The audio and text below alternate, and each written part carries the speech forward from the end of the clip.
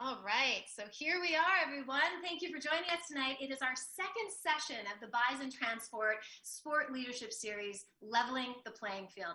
I'm Leah Hextall, and I'm going to be your host this evening. The Bison Transport Sport Leadership Series is designed to empower and inspire women to become leaders in sport, community, and life.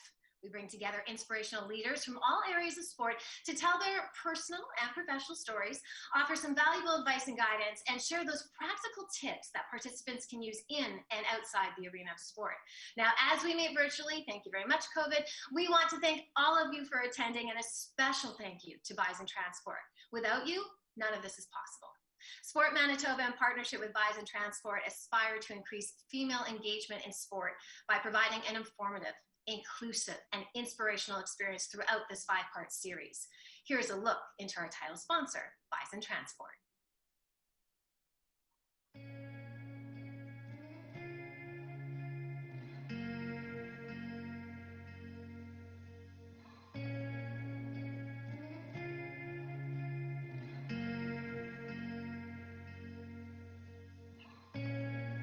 It started when I was a child. I was always amazed by the trucks.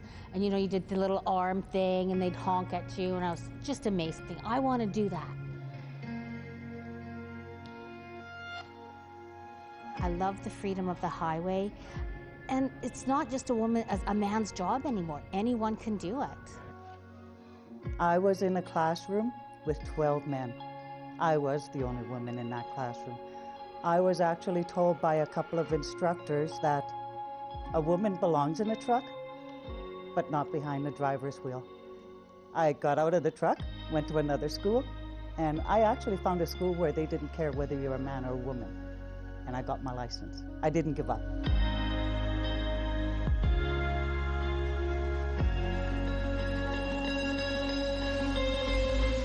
Girls can do anything they put their mind to. I would say just do something you love. If driving is what you love, it is a very rewarding career. You really can't change people's minds. They have to change it on their own. You can say, look, I've been doing it for so long. I enjoy it. There's so many women out there.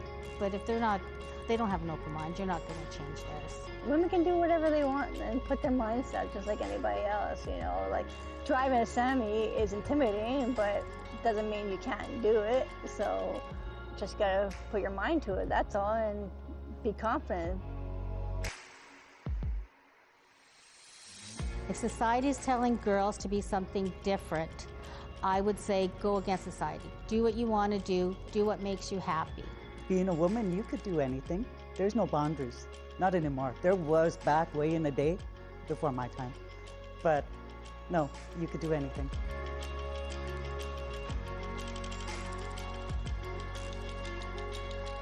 The only person that's going to stop you from doing it is yourself. So it doesn't matter what society says. If you want to do it, then you do it.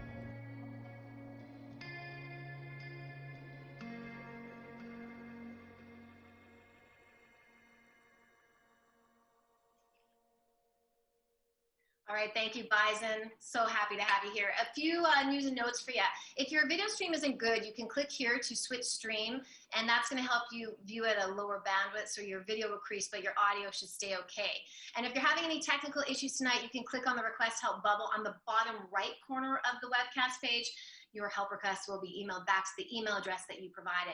And lastly, throughout tonight's session, we encourage you to ask questions using that question box on the right-hand side of the webcast. And as always, let's engage on social media, whether that be Instagram, Twitter, or the Facebook, tagging Sport Manitoba and using the hashtag LeadHERship, capital HER there. So I'm thrilled tonight. This session, it features 3 elite athletes who have each broken barriers in their chosen sport. Skylar Park, Brittany Langley, and Chantel Van Legdeham are here to discuss topics like the barriers they've had to overcome, experiences as athletes in male-dominated sports, and what they think the future holds for female athletes. It's an incredible question. They have answers. We are so excited to get started. So with that said, let's meet tonight's guests. Hi everyone, I'm Brittany Sinclair, U.S. Planning Team Lead at Bison Transport. Tonight's guests have amazing stories and are highly motivating. Chantel Landeghem is a Canadian swimmer who specializes in freestyle events.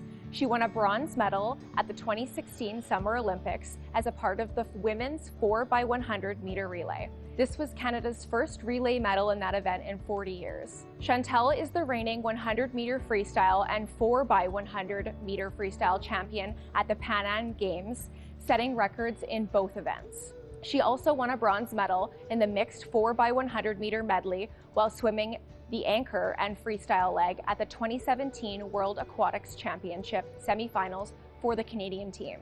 Chantal studied and competed at the University of Georgia, where she won back-to-back national championships in her first and second years. She retired from competitive swimming in December 2017 and is currently getting her PhD at the University of Manitoba in clinical psychology. Skylar Park was born into a family of 16 black belts and has been doing Taekwondo since she could walk. She has been a member of the Canadian national Taekwondo team since 2013, first as a cadet, junior, and now a senior athlete. In 2016, Skylar made her first appearance on the world stage, where she won the Junior World Championship on home soil in Burnaby, BC. Since then, she's made a name for herself at some of the biggest events in the world, with career highlights in 2019, including a silver at the Pan Am Games in Lima, Peru, and a bronze at the Senior World Championship. Currently ranked 4th in the world, working towards her goal of winning a gold medal for Canada and studying kinesiology online at the University of Manitoba, Skylar will represent Team Canada at the next 2020 Tokyo Olympic Games next summer. Brittany Langley started playing baseball in St. Andrews, Manitoba when she was only 8 years old. She continued her journey within Manitoba and the North Winnipeg Minor Baseball Association, playing for the North Winnipeg Pirates AAA team. During her time with the Pirates, she was the only female on her team and at some points the only female within the league. When she was 13, she joined the provincial team and was named Female Provincial Player of the Year in 2016, 2018, and 2019. Aside from Team Manitoba, Brittany was the first player to play in the Manitoba Junior Baseball League as a member of the Interlake Blue Jays, and in 2018 she moved across the world to play in Sydney, Australia. Brittany is currently studying kinesiology at the University of Manitoba and is the only Manitoban on the Canadian women's national team. Welcome, ladies.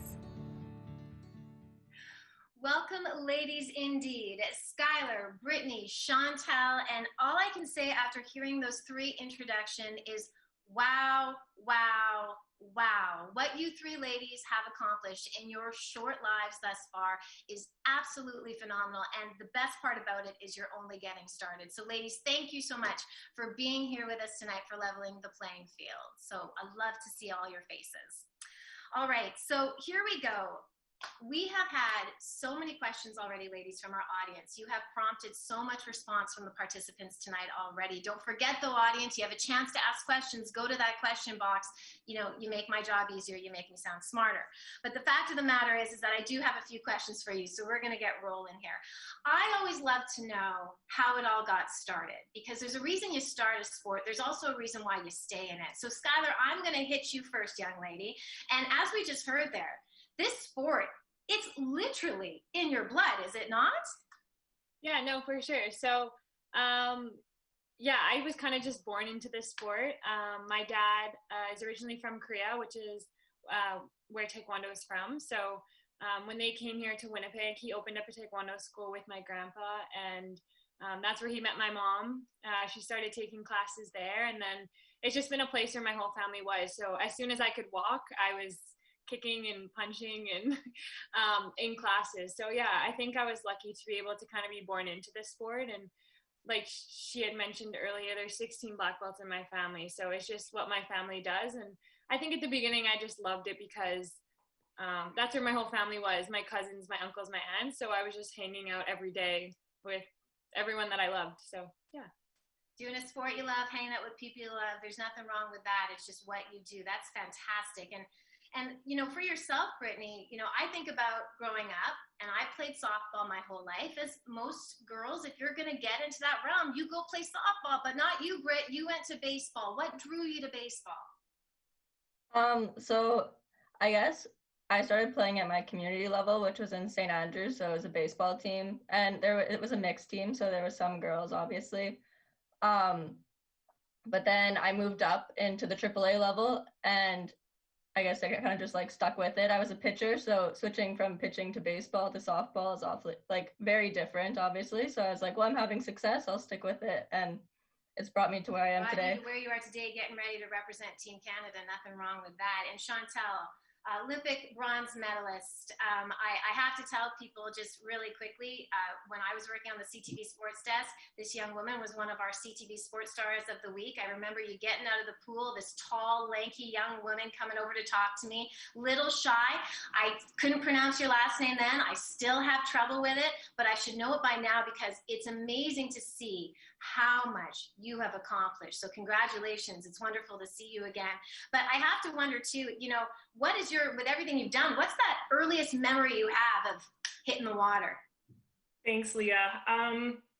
My dad took my sister and I to the pool when we were super young. I remember being like 3-4 years old, and we were at the Cindy Clausen complex, and we threw those sticks in the water that sink to the bottom.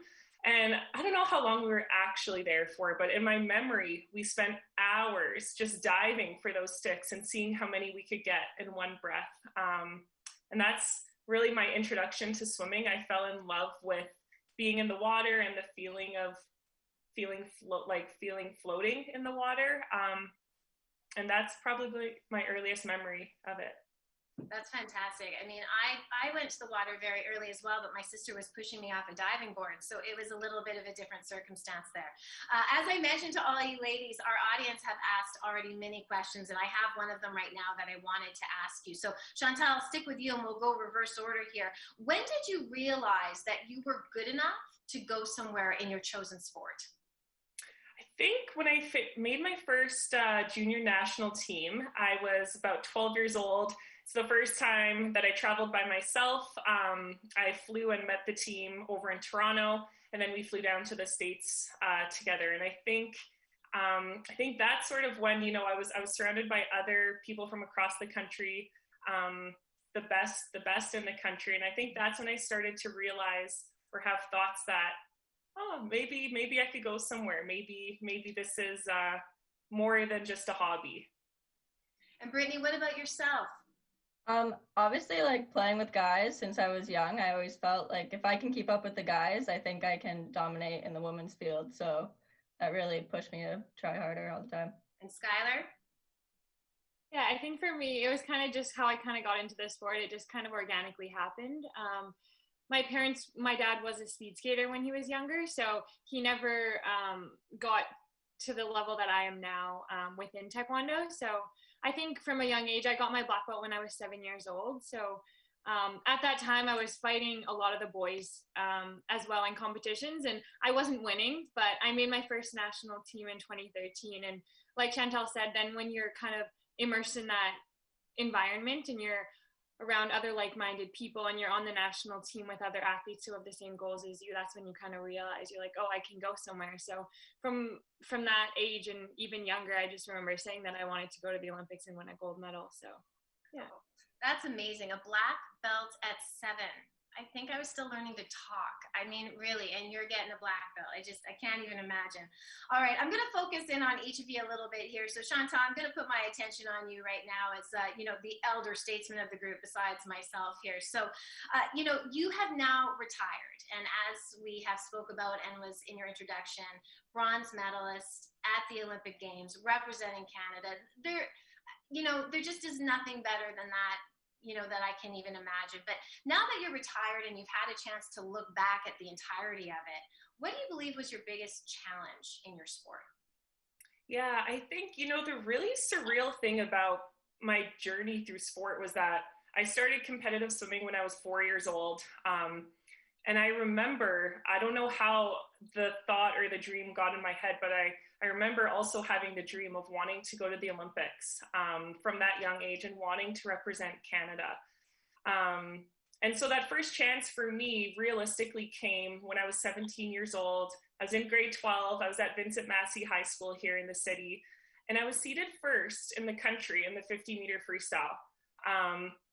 And I had a ton of interviews that entire year, you know, radio, TV, and I was honored and I was humbled, but I think it put a lot of pressure on me. I felt not just the weight of my own expectations and my family and my coach and my teammates' expectations, but I really felt the pressure from the city of Winnipeg and the province of Manitoba to be a Manitoban Olympian for the 2012 Olympic Games.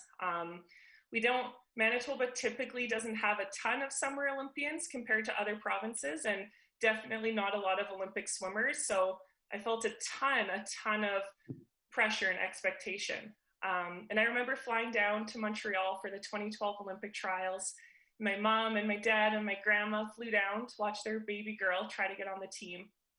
And I remember standing behind the blocks for the 50-meter freestyle final. I was going in second, was in lane 5, and I was absolutely petrified. I was so afraid to fail in that moment.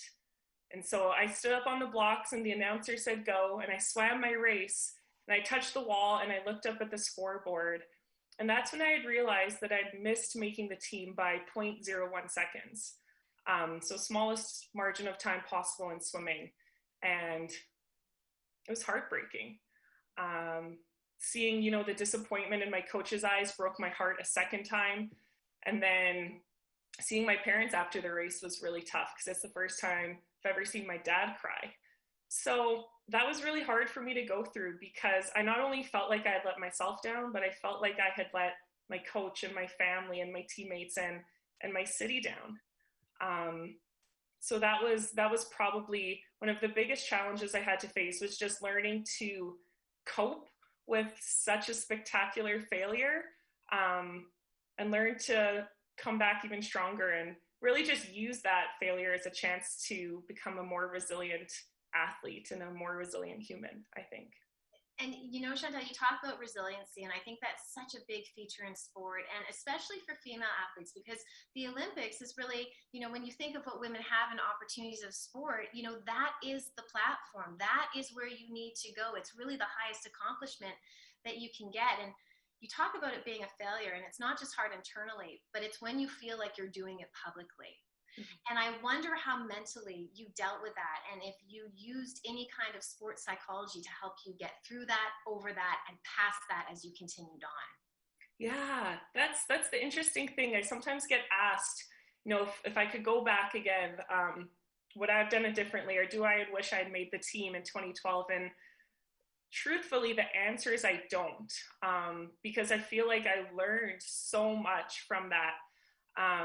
And I think as humans, we're incredibly afraid to fail, and we're incredibly afraid of not measuring up or falling short or making mistakes. And sport is so tough because I think that's one of the most vulnerable things we can do. But what 2012 taught me, and one of the things that I took away from it, is that if you're putting it on the line and if you are being brave, then failing is inevitable. So moving forward from that event, I really looked at, if I could learn something from a bad race or from a failure, then it really wasn't failing at all, because it was allowing me to grow and to become a better athlete, and a better and a stronger competitor. But one of the biggest things that I think helped me get through that was reflecting on why I swam in the first place. I had a lot of questions around that time, whether I was going to keep swimming for another 4 years. My race takes 25 seconds. So 4 years of training for a 25-second race seems a little ridiculous. And so I asked myself a super simple question. And that was just why I swam in the first place. And it turned out the answer to that question was super simple. It was because I loved it, and because I had fun, and because I was passionate about the sport of swimming. And whether I made the Olympic team or not, I didn't want that I didn't want that to influence how I identified myself. I wanted to be remembered by how I treated my teammates and the effort I put into practice and being coachable, and just being seen as a nice person. And so even though the goal never went away, I feel like my perspective shifted a little bit. And after every single swim meet since those 2012 Olympic trials, when I walked out and they called my name behind the block, I smiled. And it's such a simple thing. But for me, that was my reminder to myself to enjoy the moment. Because in 2012, I was not having fun. In fact, I wanted to bolt and leave that pool as quickly as I could. So I was just so afraid and so in my head. And so just reflecting on who I wanted to bring to competition and who I wanted to be standing behind the blocks, what version of myself I wanted to bring to swimming, was probably one of the biggest things that helped me moving forward and helped me be confident going into the 2016 Olympic trials. Absolutely. And just having that clarity of how you want to show up in a moment. And I think so many people can relate to that, whether they're an Olympian or they're an amateur athlete of any sense, just the way they want to show up in that moment. And, you know, currently right now you're at the University of Manitoba. We were talking before, you're getting your PhD in clinical psychology. You're end of classes, but it's exam time. So thanks for being here, because I can only imagine. But I'm just wondering, from that point of view, and now when you're thinking about it from a clinical psychology place, you know, is there any takeaways that you have from what you're learning in school right now that could help coaches or athletes? Any little pieces of advice that you might want to give them? Yeah, a ton. And I wish we had more time, but it'll be brief. I know something that I would have appreciated learning sooner as an athlete was that emotions demand to be felt. And I think sometimes in a sporting context, it feels safer or it feels easier to stuff down the pain or the sadness or the anxiety, right? Or sometimes we're taught that if we allow ourselves to feel too much of that, it's going to impact our sport performance and we're going to lose control. And so we need to keep that tightly sealed in a nice, neat little box. It doesn't work like that. And the weird thing with emotions is that if we try to suppress or ignore all the pain or the sadness or the anxiety, what ends up happening is we also turn down the joy and the happiness and the love. And so we don't have a selective thing of which emotions we can feel and which ones we don't want to feel. We either can feel them all, or we're going to feel a dampened version of all of them. And so I think that's important to reiterate. And I think we're getting a lot better at letting athletes know that it's okay not to be okay. But I think it needs to continue to be said, and it needs to continue to be stressed in sport, because the environment and the culture makes it hard, I think, for athletes to open up and for athletes to say that they're not okay. And one of the biggest things that's going to help is self-compassion with that process, because in my experience, athletes, we're our own hardest critic. We're so hard on ourselves and we judge ourselves. And I mean, it serves a purpose. It often helps get us to where we want to be, in a sense, but it's a hard road. And so the more that we can approach those painful emotions with kindness and compassion and curiosity rather than judgment, is going to make it easier to feel those emotions, to feel the feels, and then to sort of move on, right? And get back to hard training and get back to the sport that we love. I love that. Emotions deserve to be felt. That is just excellent, Chantal. I just think that's great language to be done. And I don't know, Skylar, are you good at feeling your emotions? I'm ranked 4th in the world in Taekwondo. No, it was actually great to hear Chantal speak about that, because that has been something that I've been working on and that I can relate to as an athlete. And I think it's been something that I haven't been good at in the past, but I am getting better at it, and working with my sports psychologist, Dr. Chuga at the Canadian Sports Center. So yeah, it was great to hear from her, someone who's been through it all, and hearing her speak about it after her experience, because it's still something that I'm working on. And Skylar, you definitely are working on it, because your goal is to go to Tokyo in 2021. Thank you, COVID, for postponing the Olympics. But here we go, 2021 in Tokyo, Olympic Games representing Team Canada. But I have to wonder, COVID-19 comes in. Obviously, it postpones the Olympics, but it also wreaks havoc. And I'm thinking of Taekwondo and how much contacts in that sport. How have you been able to train, and how have you approached this from a training standpoint, a mental standpoint, to get yourself ready to go because as I just saw in the newspaper the other day, they're going to start getting that flame going at the end of March. So it's on. Yeah, no, I saw that as well, which is exciting to hear things are happening in Tokyo. So yeah, it was obviously really difficult when we first found out that the Olympics would be canceled. We first actually found out, or it was announced at first that Team Canada wouldn't be sending a team to the Olympics if they weren't postponed. And at that time in March, I think I was naive to the whole situation. And I think as athletes, we're so wrapped up in our little bubble and what we're doing, and we kind of don't think that anything's going to happen. And I was talking to my dad, and even before the whole world shut down, and I was asking him, I said, people are asking me if they're going to cancel the Olympics. What do you think? And he was like, there's no way they can cancel the Olympics. And we were away at competition, and then before you knew it, we were sent home. So it was very difficult, obviously from a training standpoint, but also just mentally to have that and have another year. So I think at the beginning it was hard, but then once I kind of talked it over with my dad, with my sports psychologist, and with my team, just reframing that this time is an opportunity instead of a setback. So I've taken this time to work on things that I haven't had time to in the past, just because I was competing so frequently and so often. So I've already seen so many improvements, and I've been able to work on so much throughout this time, which has been great. So I'm super thankful for that. And then I'm super thankful because, like you said, we are a close contact sport, but my dad is my coach. My two brothers are my training partners. So we're stuck at home in lockdown, but it's kind of just like an intense training camp at home. We can't seem to get away from the sport. So my mom's not too happy about it, but our whole basement's basically turned into a gym at this point. So yeah, training for me has obviously been difficult, and just the motivation being stuck at home, not having competitions on the schedule to look forward to. But I think for me, I'm lucky to have the Olympics at least that I'm training towards and working towards. So, and I think that's a big goal, but then just with my team setting smaller goals that we've been targeting throughout this year to improve, so that I do show up to the Olympic Games stronger than I would have if it was going to happen this year. So I think I've been lucky in that sense. Obviously, it's difficult to train just with my brothers because they are boys. They are a lot stronger now. They are younger than me, but they are a lot stronger than me now. So I can't kick them around like I used to be able to. But yeah, I can't complain. I'm super thankful, and just looking at it as an opportunity to improve within this next year.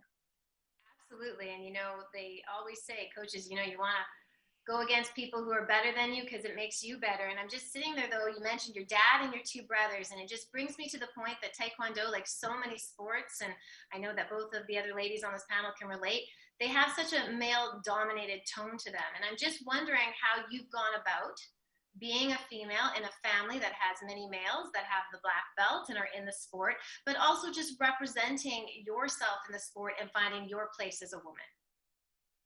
Yeah, I think as a whole, Taekwondo generally was more of a male-dominated sport, but I think we've been fortunate throughout the years that it has become very gender equal.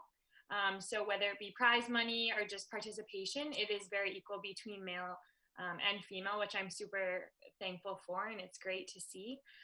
But yeah, training every day with my two brothers and with my dad, just since I was little, has obviously pushed me to be stronger and be tougher. So when I do fight against the girls, the kicks don't hurt as much. I see things more in slow motion because I'm used to my brothers coming at me so fast. So I think it definitely has had its benefits. And yeah, I think especially in Canada growing up, the Taekwondo community is more male dominant just as a whole within the country. So to be a representation of a female athlete in Taekwondo and to be able to show other girls, kind of create a pathway for them and show them that this is what they can do is something that I'm very thankful for, and I take a lot of pride in and try and represent myself in a positive way and try and encourage the next generation of athletes, because I think as female athletes especially, we have to lift each other up and encourage one another. And I think if one of us wins, like they always say, we all win. So yeah, I think it's been super important, and I'm super thankful to be someone that young girls can look up to, because when I was younger, I had so many amazing role models to look up to.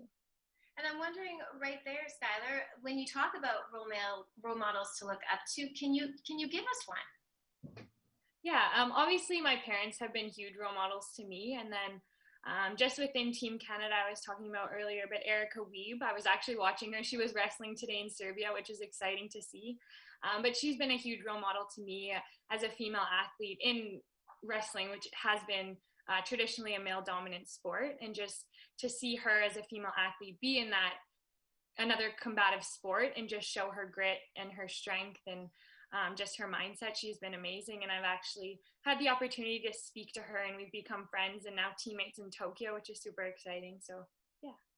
Well, that's fantastic. It's like you said, when one wins, we all win, and that's not a lie.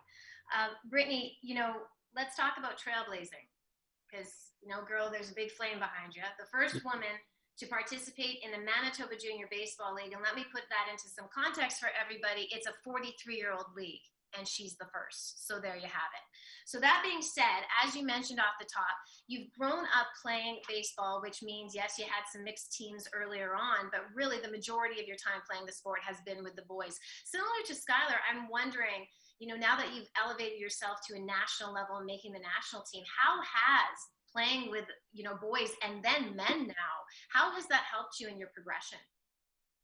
It's been crazy. It's helped me so much. Just like Skylar said, like for her brothers, like kicking harder and stuff, like the guys obviously throw way harder. So like I've had to elevate my game, and like being a pitcher, obviously like I'm never gonna throw as hard as the guys.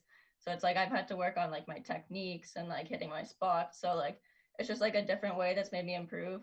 And then like I've been able to play like the highest level in Manitoba pretty much since I was little. So it's really made me elevate my game. And like being the only girl on the field, you kind of get like when I was younger, obviously it was kind of weird for a girl, I guess. So like I've always had to prove myself. So I've always just like tried to push myself to the best I can, because like you don't want to like be put in a bad spot or anything, but like it's just hard to be the girl, I guess. So I just always wanted to show the guys that I could strike them out and like prove them wrong all the time. So it's really pushed me to become a better baseball player. I'm also wondering too, I just believe that has to have some mental strength to be out there on the field with the men. And like you just said, you don't want to be the girl. So yeah. How did you overcome that? I mean, even in perhaps maybe always having your hair back in a ponytail, making sure that you looked and you assimilated to being one of the boys. Did you feel that as you were participating in sport? Definitely when I was little, like I struggled with it a lot. I remember when I was little, like I loved baseball, but I hated being surrounded by guys just because I felt like I didn't fit in, I guess. So I remember one time when I was little, I had a baseball camp in Brandon. My parents live outside of Winnipeg, so it was probably like a 2-hour drive. And when I was little, I cried the whole way. And my dad was like, no, you can do this. Like, you're fine. Like, you're just as good as them. And like, I'm so happy that they pushed me, because like he could have turned around and been like, fine, you want to quit? Like, you can quit. But yeah, it's a lot better now. I'm a lot more respected within the league, because I've played with all the guys like my whole life. But definitely from the start, it was a huge struggle.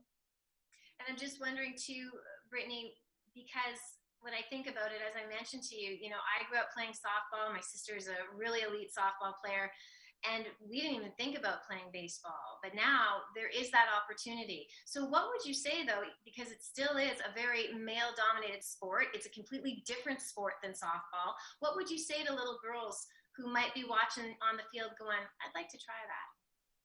I say go for it. It's growing so much, even within Manitoba. When I first started, there was only like a 16U team, and I started playing on it when I was 13 or 12 or something like that. But like now there's all these other like leagues and like age groups that you can get started early in. So like the opportunities are crazy now for women's in sport. Like I moved to Australia 2 years ago now, and I played in a women's league, which is like, that's like a crazy thought that there's a women's baseball league in the world, because it wasn't like a thought at all before. So definitely, like, if you love baseball and you want to go for it, I say do it, because like you could be the next person to break barriers, right?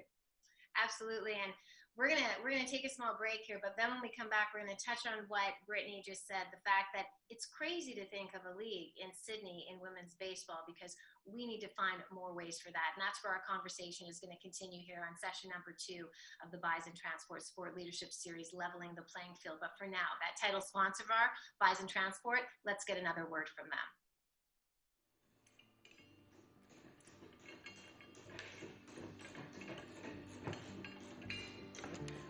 So I was at the top of the track, and you can just see going into corner 1, it's just, it dives down, and you can't see anything else, and you just know, okay, this is going to be intense. And went down. It felt like I got thrown around in a garbage can. That's the best way I can describe it.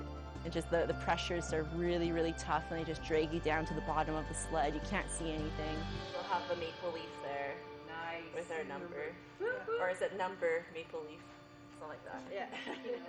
You never know what you're going to be great at until you actually try everything. And just because there's maybe not socially accepted to do something, it doesn't matter. You gotta still try that, because you know it could bring you to Olympics, or it could bring you to wherever you need to go, and you're gonna be really happy.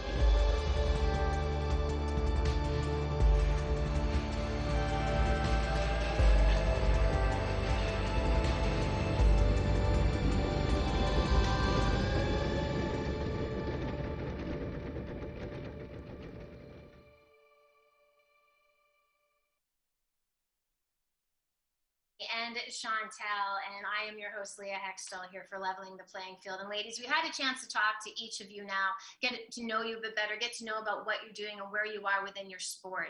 But one of the aspects of this session is to talk about your experiences and how they can be better. I think we all know that when it comes to parity between female and males and the sporting culture, there is still work to be done. And so what I'd like to take you all into right now, and Chantal, I'll start with you. When you look right now at the governing bodies or the provincial bodies of sport that we have here in our country in Canada, what are perhaps 1 or 2 things that you think they could do that are tangible that would help women and girls in sport? Yeah, it's such an important question. My answers are going to be biased based on my own experiences, but I think one of the most tangible and important things that we can do for young girls and women in sport is to keep it fun, especially I think for young girls, keeping it as fun as possible. And maybe that means, you know, when girls are 4 and 5 and 6 and just getting into sport, I don't know if the focus necessarily always has to be on competition and winning, but rather, you know, team camaraderie and team spirit. I'm a big believer in the fact that if we don't find something fun, or if we're not enjoying it, or if we're not passionate about it, I think it's going to be a lot more difficult to stay in it when we start to struggle, or if we have a bad season, or if we're not performing as well as we want to. So I think that passion has to be there, and I think we can instill it in our young girls and our young women from an early age. Creating a culture of fun.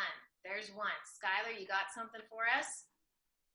Yeah, I think fun, like Chantal just said, is super important. And then I think, like I spoke a little bit about before, but just having those role models to look up to and people who've paved the way in sport, because I know when I was younger, I had lots of female role models within my sport who allowed me to be like, yeah, I'm going to fight the boys because I want to do what this girl is doing. So I think just to highlight those role models for young girls to see where they can be, and just normalizing sport within girls, because I know a lot of young girls, and when I was younger, some friends would be like, oh, I don't want to do gym class because of X, Y, and Z. Whereas for me, it was always just fun, like Chantal said. So I think, yeah, keeping it fun and normalizing girls playing sports and being tough and going out there and just playing, which I think sometimes we lose, is important. And then just having role models and recognizing them, I think.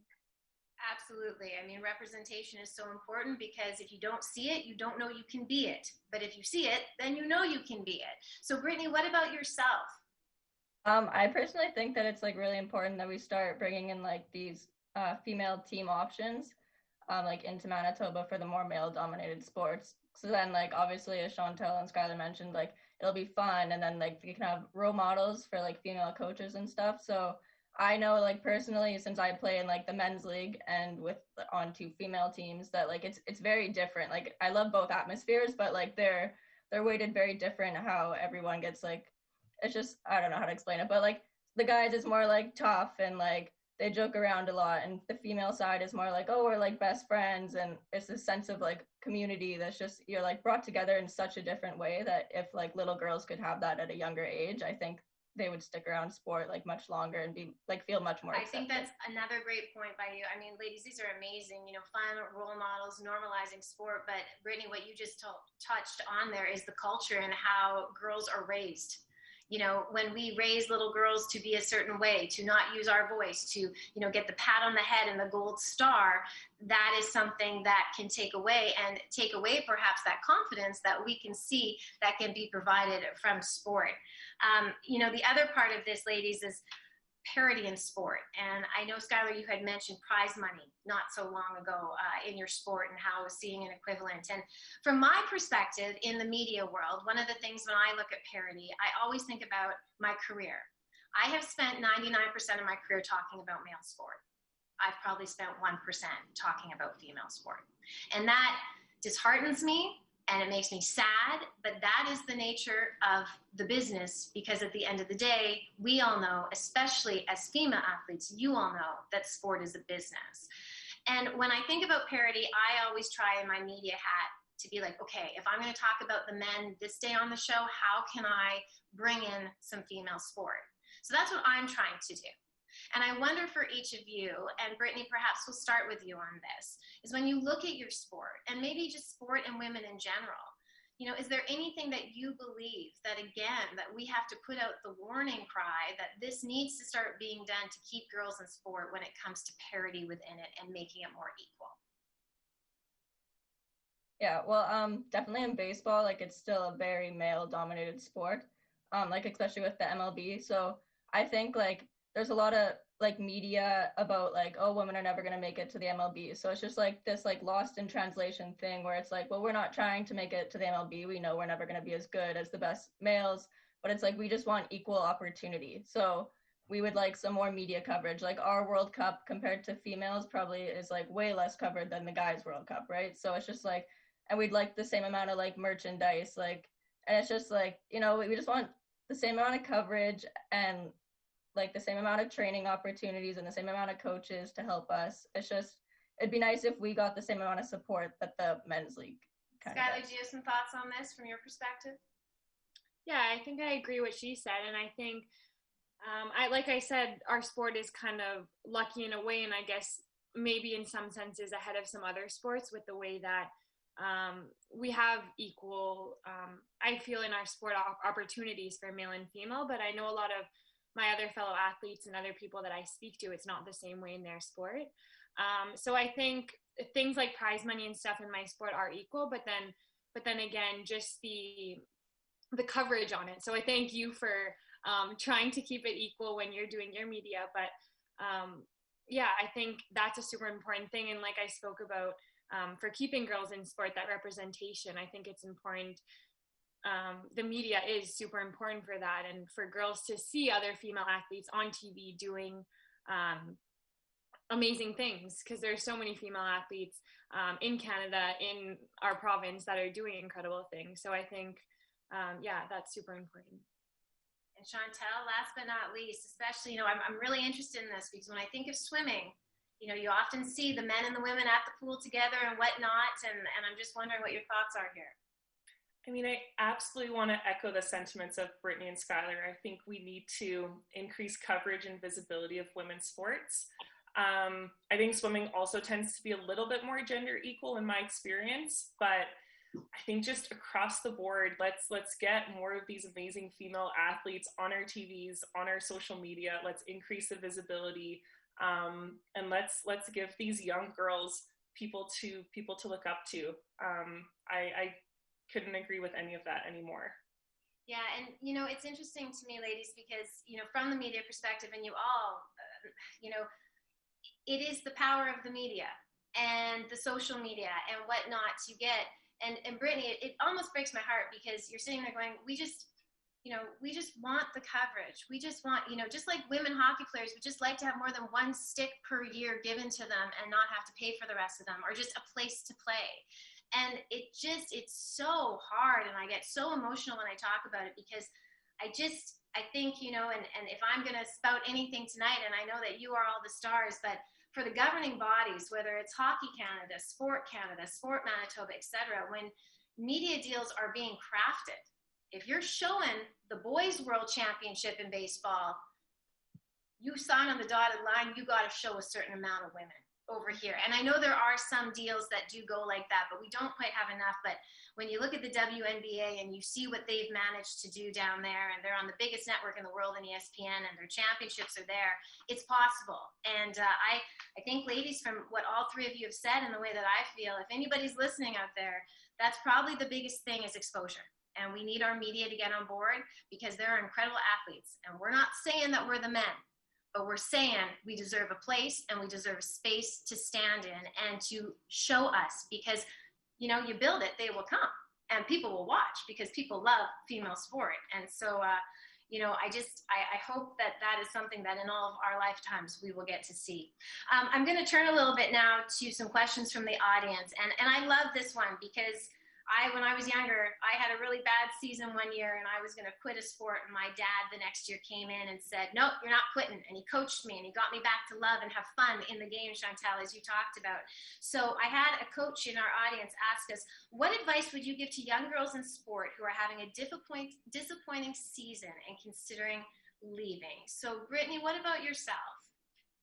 I would say just always try and work it out. When I said, when I cried all the way to Brandon and then my dad encouraged me to keep going, I would have regretted that so much if I stopped, because look where I am now. So I think it's just definitely keep trying your best and keep pushing, because you never know what opportunities are going to come in the future. So why give up when it's just a little bump in the road? Absolutely. I thought maybe you were crying on the way to Brandon because that drive's so boring. I'm from Brandon. I've done it a million times, so I would understand that. I'm wondering too, perhaps maybe almost even from a psychological perspective, if you have any tips of the trade that even, giving parents or coaches to, keep these young girls in sport. Yeah, absolutely. I think one of the things that comes to mind, at least when I think about sport and kind of life, is that these disappointing seasons or disappointing moments are really inevitable. And I think if we shift our frame set at looking at them as such, not looking at it as this huge catastrophe, but looking at it as inevitable as we learn and as we grow, both in sport and in life. And I think that can take a little bit of the sting, a little bit of the pain away from it. Something that I love is this concept of grittiness. And basically a gritty person, they don't give up. They have this stick-to-itiveness, they trudge through the mud. And what the research tells us is that the two biggest components that a gritty person can have is passion and purpose. And so I sound a bit like a broken record, but again, if we have that passion, but then also if you have that reason why you're doing something, that sense of purpose, it's going to make it a lot easier, I think, to persevere through, again, the inevitable bumps along the way. Absolutely. Skylar, do you have anything to add here? Yeah, I think like we talked about, I think an important thing, I agree with what both of them said, and I think another important thing is to realize that even the top athletes go through bad seasons, go through bad competitions, go through those rough patches. And I think as a young athlete, I always looked up to these people and I thought that they were perfect and they always did amazing things and they never lost. And I think now that I'm teammates with a lot of athletes who have been through the Olympics before, and I've been able to have the opportunity to speak to them and just hear about their struggles and what they're going through, and even things that I'm going through now, I'm like, maybe I shouldn't be feeling like this because I'm going to the Olympics and I'm going to try and win the gold medal, and I shouldn't have these doubts and these losses or things like that. But speaking to them, they've all been through it. The other day I had the opportunity to speak with Tessa Virtue, and she's one of the most decorated female athletes in the country. And just to hear her and the things that she's gone through and the failures that she's gone through and how she's overcome that, has kind of normalized that. So now when I go through those times, I see them as an opportunity instead of a setback. Like I said, with COVID, I could have taken that as a setback, but just turning it into an opportunity and into a learning experience, I think, is super important. And when I look at you three ladies, some people might be watching here today and they might think, yes, but these are all elite athletes. These are athletes that, of course, they're willing to train. Of course, they're willing to put in all the time, because look what they have the chance to do, representing our country at the highest level, which is such a great honor. But there are many who play sport and they take away things from it. And those things, and Chantal, you just talked about the grittiness and things that we can learn from sport that help us as women as we try to climb the ladder, as they say. So I'd like to ask each of you, if you never played a sport again, what is something that you have taken away from your time in athletics that will always be with you and is a transferable skill that you always feel will help you find success? So Chantal, I'm going to put you on the spot there, girl. What do you think?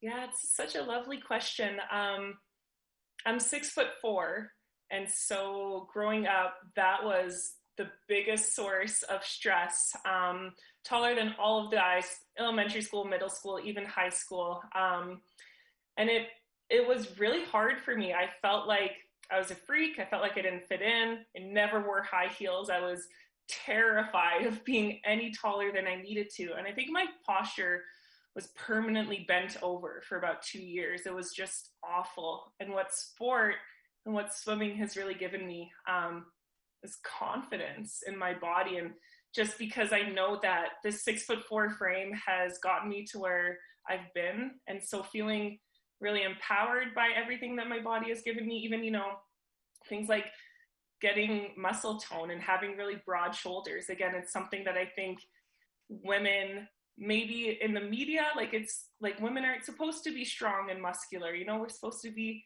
dainty, or at least those were the messages that I was getting in high school and growing up. So sport was empowering, and it gave me confidence in my body, and that transfers, I think, into every aspect of life. I love that. Skylar, what do you think? Yeah, I was going to say the same thing as Chantal. I think just the confidence that I've acquired from being in sport and just being in it from such a young age.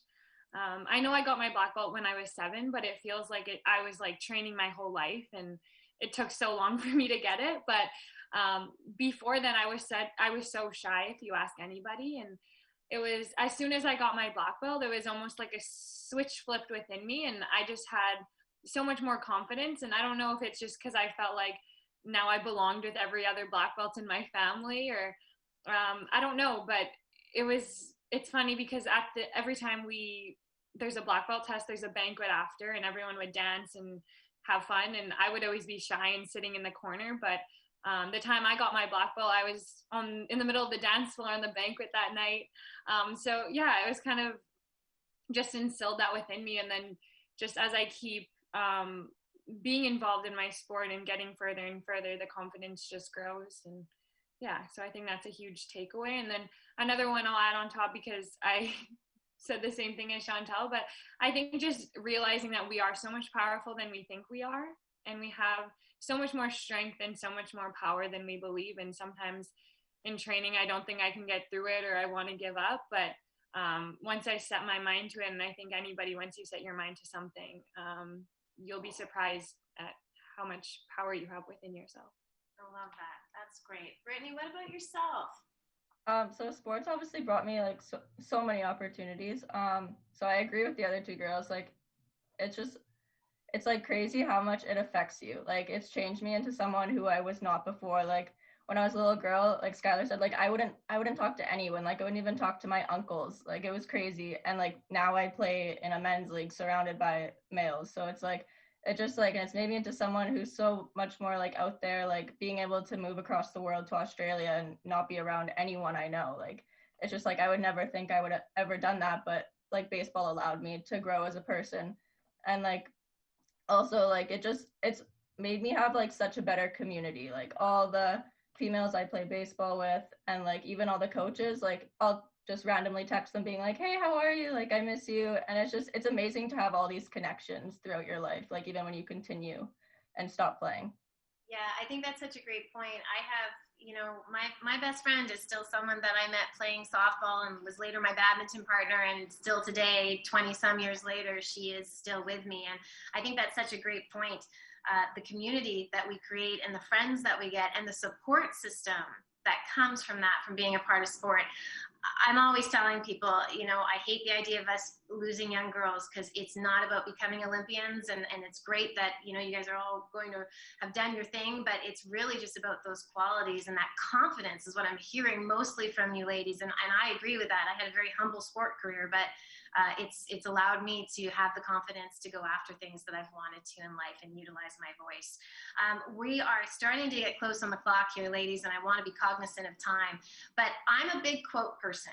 Mantra, whatever you want to call it. I love them. I love seeing them. I've got boards of them, and I pick one for every day of the week if I need to. So, Skylar, do you have a favorite quote or a mantra that you can leave us with tonight? Well, one that my whole family kind of goes by is a family that kicks together, sticks together. Because we've been doing it for so long, and my whole family is just such a huge part of my journey, and have been a huge part of what got me to where I am today. And I'm so blessed to be able to have them and have a support system. And I think one of the most special things about that is just knowing that I have people in my corner who will never give up on me. Because I know sometimes, obviously coaches are never gonna give up on their athletes, but I think there's just that little extra special connection that I have with my family, and especially my dad when he's in my chair when I'm competing. So yeah, that's kind of our mantra. Family that kicks together, sticks together. Did I do that right? You can hang that on your wall. Thank you. I will. See, unfortunately, though, I'm a Hextall and we have bad tempers, so you know that might turn into like a free for all. You never know. Brittany, how about yourself? Do you have one?